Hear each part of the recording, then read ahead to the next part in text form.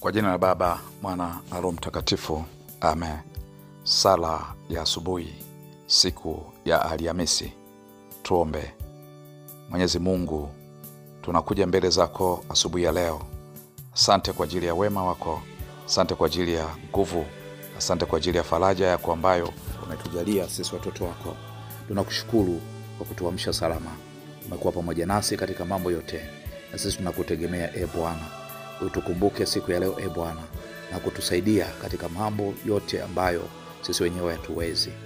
Tunapokuja mbele zako Mungu, tunaomba ukatulinde dhidi ya magonjwa, uharibifu wote wa mwili na roho ambao adui shetani anaweza kupeleka ndani yetu.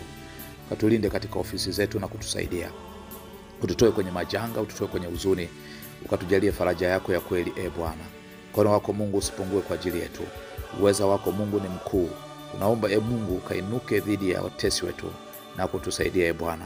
Tunapopita kwenye wakati mgumu, tukukumbuke wewe. Sawa sawa na neno lako katika Zaburi la 23, katika bonde la uvuli wa mauti tusiogope mabaya.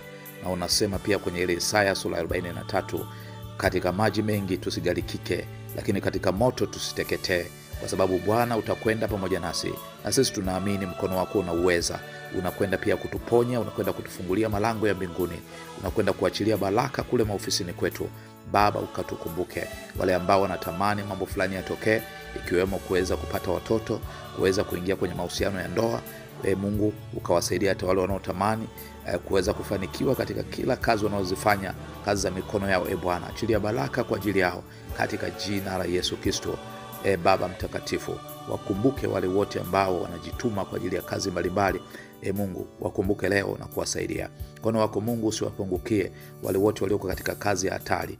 Baba mtakatifu, tunaombea amani yako na faraja yako na nguvu yako Mungu usiwapungukie. Tutenge na mambo mabaya Baba mtakatifu. Adui shetani asipate nafasi ya kutuvamia kwa namna yoyote katika mwili na roho. Tunakataa magonjwa, tunakataa vita yoyote ambayo inasimama Bwana. Ukatutenge na mabaya yote, na utukufu wako Mungu kaonekane kwa ajili ya familia zetu, kwa ajili ya watoto wetu, kwa ajili ya kazi, kwa ajili ya huduma ulizoziachilia mbalimbali Bwana.